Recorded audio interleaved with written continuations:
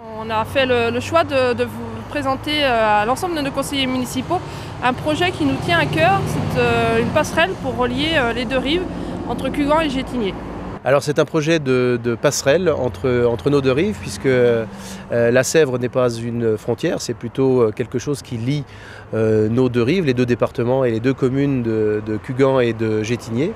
Mais l'idée c'est que ce pont routier, dans une structure j'allais dire traditionnelle, qui pense plutôt aux véhicules à moteur, laisse peu de place pour les piétons, pour les vélos et pour tout le développement de ces liaisons dites douces.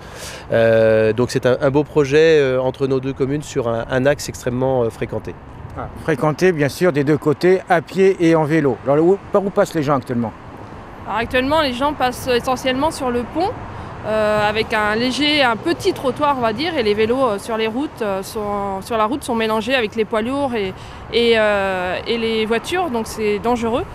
D'où l'idée justement de rajouter un élément à côté du pont pour pouvoir faire traverser en toute sécurité les piétons et les cyclistes.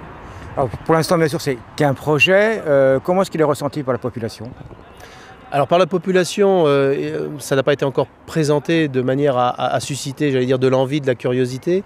On en est au stade d'une faisabilité qui a permis de présenter à nos deux conseils municipaux cette faisabilité, sur un sujet, encore une fois, qui est dans les esprits des élus depuis un certain nombre d'années. J'oserais même remonter peut-être en 2014, au moment où le pont de l'Arsenal a été rénové, avec le maire Joël Caillot à l'époque.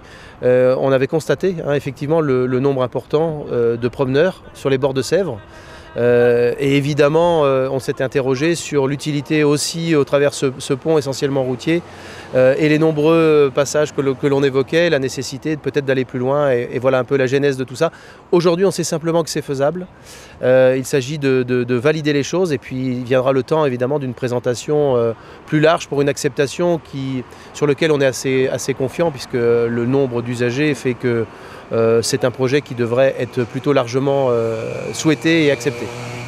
Et donc ça pourra me permettre également de faire une belle boucle entre Clisson, Cugand et Gétigné. Tout à fait, vous avez tout compris. On agrandit la boucle que vous faites habituellement. On a un petit peu une idée de la passerelle, quelle va-t-elle être ou pas?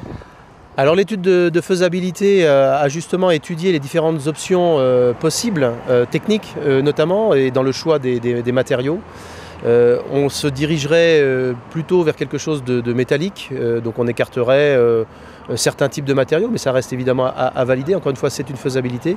Mais entre les contraintes techniques, entre le coût, entre la fonctionnalité, voilà, ce serait plutôt quelque chose de métallique, non accolé, non, j'allais dire, solidaire du pont. Ça, le conseil départemental qui gère le pont et avec qui il y a eu évidemment des échanges a beaucoup insisté là-dessus. Donc ce sera un ouvrage qui ne sera pas solidaire du pont, mais qui peut en être effectivement suffisamment proche.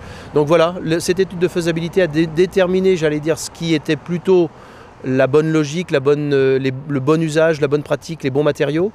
C'est évidemment la maîtrise d'œuvre qui devra valider tout ça avec le COPIL et les élus. À côté Cugand, par contre, ça va passer sur une propriété privée. Oui, tout à fait. On va déborder, on va aller un peu plus loin et on n'est pas encore propriétaire de tout l'extérieur, on va dire, du pont, des abords du pont. Donc on va aller rencontrer les propriétaires pour acquérir le foncier. Mais cela reste encore en négociation et en discussion. On espère avoir un accord plutôt positif pour pouvoir continuer ce projet. Et comme le dit monsieur le maire, voilà, on n'a pas encore parlé de tout ce projet. Je pense qu'il faut aussi qu'on va voir les propriétaires avant d'en parler à toute la population. Ce qu'on voulait d'abord, c'était le présenter aux conseillers municipaux des deux communes. Et on le rappelle, c'est une faisabilité. Maintenant, il faut approfondir le projet et le présenter à la population. Et bien sûr, l'histoire du coût. Alors oui, c'est un projet évidemment qui aura un coût. On fera feu de tout bois avec Cécile, avec ma collègue maire de Cugand, pour aller solliciter l'État, solliciter la région, nos deux départements réciproques. Je pense que c'est un dossier intéressant et aussi, dans les circonstances actuelles, de co-maîtrise d'œuvre avec des fonds bien sûr propres pour chaque commune et puis des subventions sur un sujet qui va plutôt dans l'air du temps, celui des transitions, des mobilités dites actives ou douces, c'est selon, mais ou du moins on laisse plus de place au déplacement à pied, au déplacement à vélo qu'à la voiture, qui ne va pas disparaître totalement. Mais voilà, donc tout ça va dans l'air du temps et encore une fois, cette co-maîtrise d'œuvre sur 2 départements, 2 communes, alors qu'ils sont très proches l'une de l'autre, on a l'habitude de le dire assez souvent, mais c'est une réalité. Je pense qu'on va être observé et on a envie justement d'être exemplaire sur à la fois le projet et sur son bouclage, notamment financier, en allant solliciter tous les partenaires possibles.